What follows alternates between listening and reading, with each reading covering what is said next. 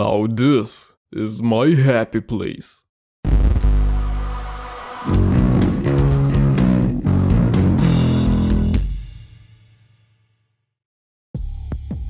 Voltage High Society is a first-person action adventure game developed by the Finnish studio Platonic Partnership and published by Coyote Time Publishing. If you've been following the indie scene at all, you'll know that Finnish games get wild, and Voltage High Society is no exception. The Steam tag suggests that this game is a boomer shooter or a Metroidvania, but I don't feel like that's accurate and these tags don't do the game justice. I won't beat around the bush and say what's obvious. Voltage High Society is likely the best possible homage to Tetsuo the Iron Man in the video game format. And that film is one of my favorite things of all time. I mean, look at me. So, my hopes are high. Voltage High Society is set in an artificial prison island made out of metal junk, and nearly every inmate is showing symptoms of a metal plague that turns people into mindless cyborgs with a fetish for steel, rust, and the sensation of high voltage coursing through their cable-like veins. Aesthetically, it takes a lot from the Tetsuo series, so it's pretty much an industrial head's wet dream. Or, I don't know, maybe just mine. Meanwhile, gameplay-wise, the game falls into a pretty specific niche that I just happen to be really into. Boomer shooter? Nah, there isn't really any actual shooting. Unless you count this boomer shooting lows while playing the Metroidvania? Well, there are hints of it, but I wouldn't really call it one. I'll elaborate on that later. What Voltage High Society is could be described as a first-person brawling adventure. With it being a horror-adjacent game, the first comparison that springs to mind is Condemned, my beloved. But with its level design and overall structure, Voltage High Society actually reminds me more of Xenoclash. Especially the second game, that had more open-world elements and progression through unlocking certain gadgets. And man, I still want a proper sequel to Xenoclash. Such a good series. Voltage High Society is a game that's fairly light on the plot, but it's still existent. Instead, it's all about exploration and figuring things out for yourself. This design philosophy is even woven into the game's world building. The prison has a pretty hands-off approach. The prisoners either don't catch on to how things work and die, or adapt and transcend. And I must say, exploring the environments in this game feels great. Every location looks immaculate. Maybe that's not the most fitting word, as everything is dirty, rusty, often in ruins or on fire, but that's exactly the look one would expect from the game, knowing the things it took inspiration from. This thing is as industrial as it gets. I would also say it's cyberpunk at the same time. Proper cyberpunk. I can be quite anal about genre names, but the cyberpunk genre often feels pretty diluted to me. Most of the time it's full of neon lights, 80s retro-futuristic kind of thing. It usually has the cyber part down right, but not the punk. Same goes for a lot of other genres with the punk suffix. Steampunk, biopunk, etc. I want things to be actually punk. Or use some other suffix then, like core for example. That's more neutral. Anyway, Voltage High Society does fit under the cyber umbrella in my opinion. It's proper sci-fi stuff with cyborgs, sentient machines and neon lights aplenty. But it is also a proper punk story, as it very much carries an anti-capitalist and anti-authoritarian sentiment at its core. It's actually more cyberpunk than its inspiration. I find it a bit odd when I hear Tetsuo being called cyberpunk.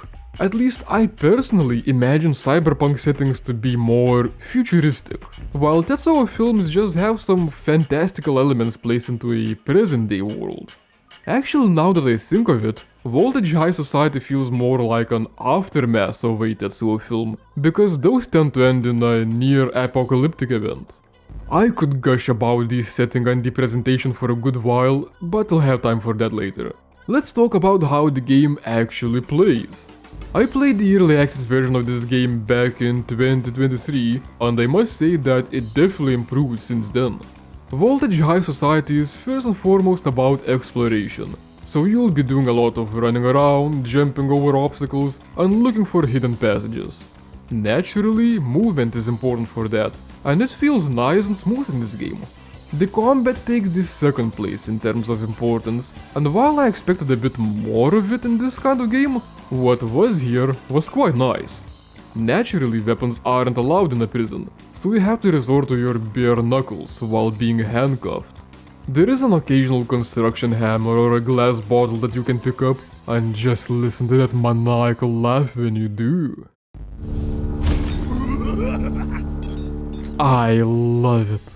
There's so much malicious intent behind it. It gives me flashbacks to playing as Krieg in Borderlands 2, and despite what some might imagine, those are pleasant memories. The weapons break fast though, and you can't save them for later. The real growth in power comes from permanent upgrades. The first way is through learning new techniques in exchange for currency. There's basic things like dodging or heavy attacks by holding down attack buttons, but the rest of the moves get more creative. You can straight up parry attacks using a literal drill dig. Now that's an awesome callback to Tetsuo. There aren't that many moves, but I wasn't able to afford all of them in a single playthrough anyway, so there's space for experimentation. The other way to get upgrades is through gear, and instead of anything traditional, you get to equip rings on every single finger. Time to get some bling! The rings can just be found in hidden locations, or won by chasing crows. Or are they pigeons? I'd think I'd easily tell them apart, but I'm struggling a little here since they have white bellies. Actually, magpies might make some sense as they're said to collect shiny things, but unlike the other two, they're not as common in urban environments. They're also corvids, so I guess I'll stick with crows until I get a better answer. I usually hate time trials, but surprisingly I loved the crow minigame. You have to walk up to a nest to initiate it, and then follow them to different checkpoints.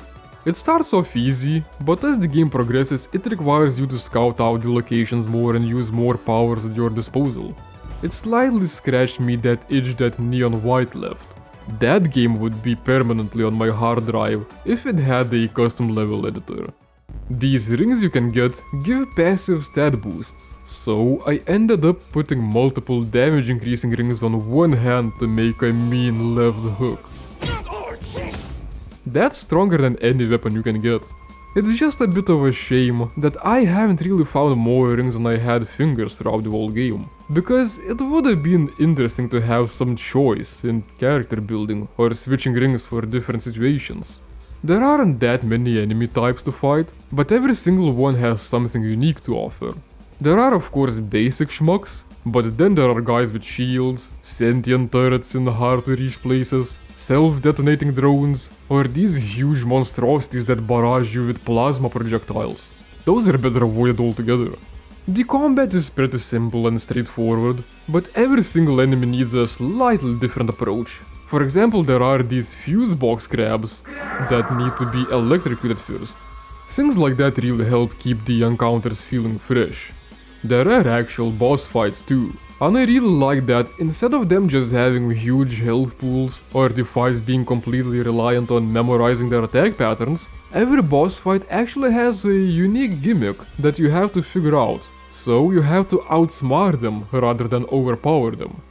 Dying is also not a big deal in this, as it's not very punishing. The enemies stay dead, you don't get set back far, and you don't even drop weapons if you have them. There's a fairly minimal inventory system in the game, and the only thing that you do lose that I noticed are the consumable items to heal and restore energy, but they get restored upon respawning anyway, so if you're not carrying much, it can be worth it to die just to heal at times. Also, there's no fall damage, which makes platforming sections a fair bit more bearable. My one complaint about the combat would be that sometimes it felt a bit unresponsive. Attacks often wouldn't initiate after me clicking my mouse buttons, and that's a fairly big deal in something that relies on timing. I just have no clue if that's due to some bug or an esoteric cooldown mechanic that never got explained. I haven't seen anyone else report this issue, so it might also be some me-specific case.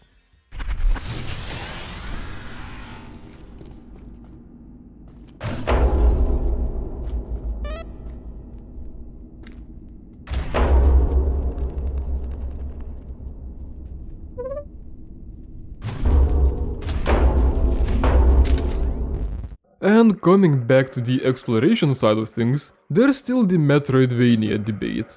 As I said, there are some elements to back it up. In Voltage High Society, the player has to discover various gadgets that allow them to get past previously insurmountable obstacles. That's pretty Metroidvania. There's also the whole exploration thing. You get dropped down in a fairly open-ended area and have to figure out what's what yourself. I guess there is a map, and it's a 3D one, but it's not very helpful. Not just because it feels quite abstract, but because there's no player location marker, so it's tough to figure out where you even are. You have to explore and memorize places by actual landmarks, which is pretty cool in its own right, yet it's surprisingly easy to get lost in this world. The problem is that the game is less open-ended than it initially seems. Correct me if I'm wrong, since I haven't really played many Metroidvanias, but from my understanding, in such a game the level design should be completely open-ended, with the obstacles being either player knowledge or a requirement for a certain upgrade, and it should be a kind of game where you backtrack a lot to unlock new passages in old places. The first main area in Voltage High Society does kind of feel like that. It feels like you're free to explore and figure things out, that there are things that can be unlocked later. But the further I got into the game, the less I've been having that feeling. The game is actually pretty linear, and it feels like there's less branching paths to explore with every area. I mostly hope that I would have to backtrack to old areas to unlock some secrets and such, but that's not really a thing here. You only ever really get one direction to go in to progress at a time. At least the game does a decent job building each area up through writing. While fairly minimal and easy to ignore, the writing in this game is actually fairly nice. If you take your time exploring, it actually explains a lot of the oddities and monsters in the island. Delirious bones. Animated by a system of sentient wires and cables, they march the streets, waving knives and axes, gleefully proclaiming their message. Free the bone. Susie, give me the bone. Susie, give me the bone. Susie, give me the... Susie, give me the bone. While the core of the game is fairly dark and twisted, Voltage High Society also has a pretty healthy sense of humor. It's not as obnoxiously in your face as the stuff in Borderlands, and if you're not into it, you can mostly ignore it by just not interacting with people or notes much, but I found it pretty entertaining. Jose Ramirez, age 50, limp metal drill, welding procedure on Thursday. A lot of the jokes can be pretty silly and a little immature, but they do fit into the game's setting rather well. The most outlandish thing in the game is the checkpoint system. You get your progress saved by chilling with a trio of a sentient couch, TV, and a toaster. They have some silly banter every time you encounter them, and while being completely ridiculous, they're the closest thing to actual companions throughout this harsh journey. Speaking of companions, it seems like there's supposed to be some sort of relationship system in the game, but I never found out what it does, or if it's even actually implemented into the game.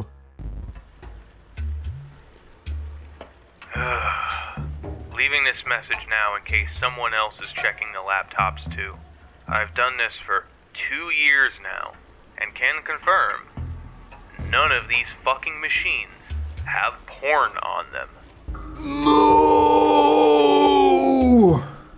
This game looks so good though! I absolutely love the visual style. Every environment was a joy to set my eyes on, and there's a decent variety. They range from run-down neighborhoods to industrial factories, spooky forests, dark subway stations, or even a ship graveyard. Surprisingly, there's also a clown level. Again! What is it with condemned likes having clown levels? If you missed the previous one I encountered, check out my video on the hunt. At least this one is a good bit more tasteful and fitting. I would often just stop to admire the views. I'd be looking for any crevice to crawl into, remember to look up, and be greeted by silhouettes of magnificent cityscapes and ruins. The more distant objects get quite blurry though, and it just bitterly reminds me of how short-sighted I am in real life. I guess that's all the smog doing its thing. There are constant fires everywhere. Everything's portrayed in a very stylish look too. If they went completely by Tetsuo the Iron Man, the game would be completely black and white, but I guess it took some things from the sequel too, and introduced some colored lights. Most objects would generally still be black and white, but various light sources would illuminate the world with red and teal hues, making it quite a unique and stylish middle ground between black and white and full color.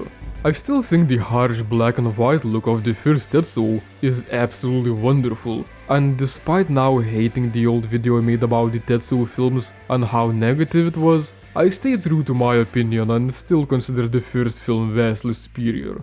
The second one was a nice spectacle too and introduced color to the series, even if the story was a good deal more blunt. I don't want to talk about the third film anymore. My point is, color can still fit the vibe well. When messing with my settings, I noticed the game had an 80,000 volts mode, and I was so delighted by that reference. I would have said that Tetsuo the Iron Man is already a pretty obscure film, but Electric Dragon 80,000 volts is even more so. But what a film it is. I mean, just listen to the synopsis. A violent, guitar-playing, electrically charged boxer faces off against an electronic wizard half-merged with a metallic Buddha. How can you not want to instantly watch that? To be honest though, it's far from the best thing I've seen, but it's a fun watch and a nice companion piece to Tetsuo, as it is also very much inspired by it. The 80,000 volts mode in the game actually turns the game fully black and white for anyone who wants to experience the game that way. It's a pretty nice novelty, but it made me realize that the colored mode is actually better. It's just that the colored lights really help guide the player's attention towards any important objects. Besides, I think working in black and white can be really tough, because the contrast and the values have to be done very well. The game still looks good in black and white, but to guide the eye, black and white visuals have to rely on compositions a lot more, and that's just not really doable that well in an FPS game, where the camera can be moved around freely. I just found it a bit odd that the UI elements were still colored. Why not desaturated fully? I would say that playing in black and white felt a bit more chill and less visually stimulating, but that might be just me playing for the second time and being comfortable with the game. Discovering the 80,000 volt setting made me realize something though. Voltage High Society wears its inspirations on its sleeve and openly advertises itself as something inspired by Tetsuo the Iron Man, but that's because it's the more recognizable cult classic. Spiritually, this game is actually closer to Electric Dragon 80,000 volts. It's a good bit more light-hearted, untamed, and punk rock. The main character might as well be the Electric Dragon's protagonist, as he goes around fist-fighting people and he buys upgrades from a heckin' lizard. The dude in Electric Dragon was also like a lizard whisperer. Even the game's title is related to electricity. The soundtrack of the game only cements the idea. Coming into the second main area of the game, the first thing I noticed was the guerrilla rock band performance, and I instantly knew this is punk as fuck.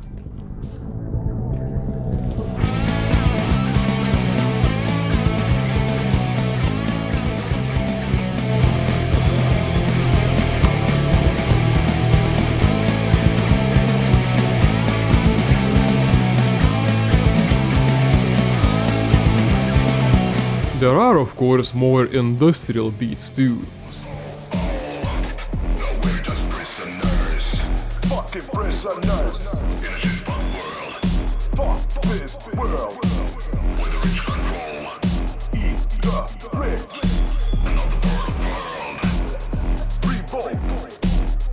When it comes to music, Tetsuo the Iron Man soundtrack is one of my favorite things of all time.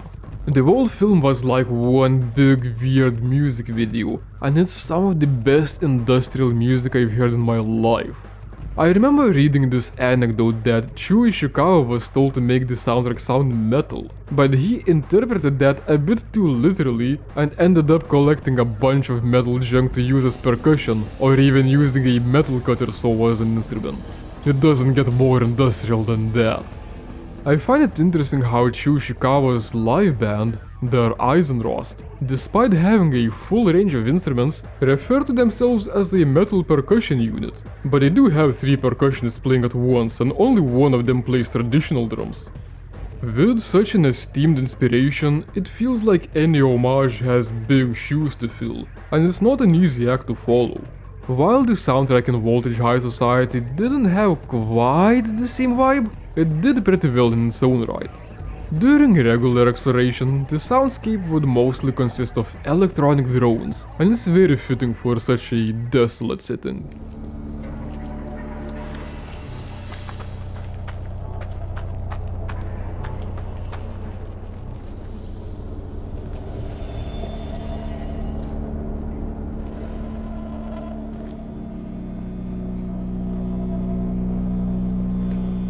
Aside from the aforementioned concerts, there would be an occasional electronic needle drop, and while it's a pretty different sound from Tetsuo's approach, they do make things feel quite epic.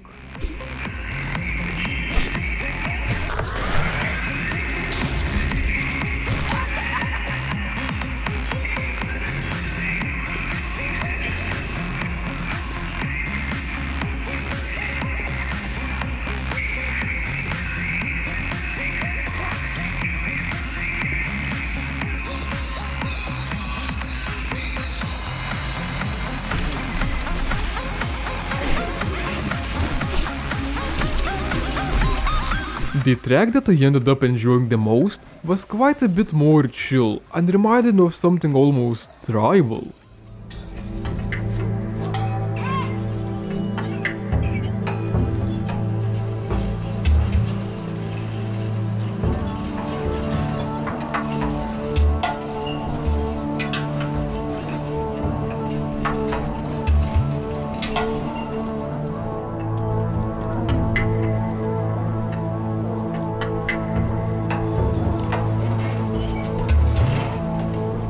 Strangely enough, this was also the track that reminded me of Tetsuo the most. Probably because it was very percussion focused, while also being quite atmospheric. Another thing it also reminded me of was Pathologic. It just felt like it would be easily fitting for some tribesfolk living in the steppes. All this talk about the music I love so deeply made me want to stretch my own creative muscles and do some music.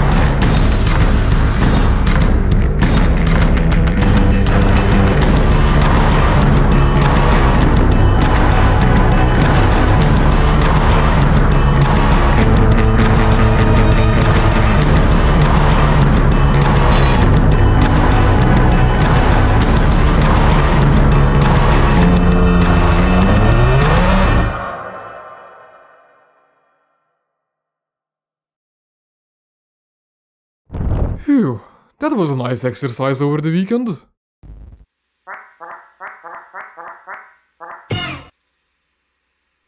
Overall, is the game good? Hell yeah. Is it flawless? Absolutely not. I wouldn't beat Jankbaron if I didn't encounter Jank. For the most part it's smooth sailing, but I did encounter a few issues. For example, an enemy once came to block a tight underwater passage for me, but I couldn't fight underwater, nor could I lure it out. Thankfully I managed to squeeze past it, but it was troublesome. At one point, I encountered a game-breaking bug where an elevator platform wouldn't move, but upon complaining, the devs patched in a failsafe immediately. So, props for that. It's very nice that they're listening. Other than that, if you're into Tetsuo the Iron Man and Xenoclash, and I happen to love both, Voltage High Society is a very enjoyable game. Despite it obviously playing homage to its inspirations, Voltage High Society does have a pretty strong identity of its own, making it less of a tribute and more of a worthy addition to the genre. After finishing it, I immediately started wishing for a sequel, and that's probably the best compliment I can give it. I just want the same vibe, but pretty much more of everything. More areas to explore, more combat moves, more crow time trials, more options to customize my builds and so on. I even had the idea that moving on, instead of rings the player could start getting actual metal mutations and stuff like that, making the character more twisted and less human as the game progresses. That would be very Tetsuo, and so far, this game feels criminally overlooked. So go check it out. I wouldn't quite say it's Game of the Year material, but not everything has to be. Voltage High Society is a very entertaining action-adventure that just so happens to have extremely good style and appeal to my personal sensibilities with pinpoint accuracy. Game? Good. Video? Over. You can support me on Patreon or Ko-fi to help me keep these videos rolling. Thank you for watching, and I'll see you in the next one.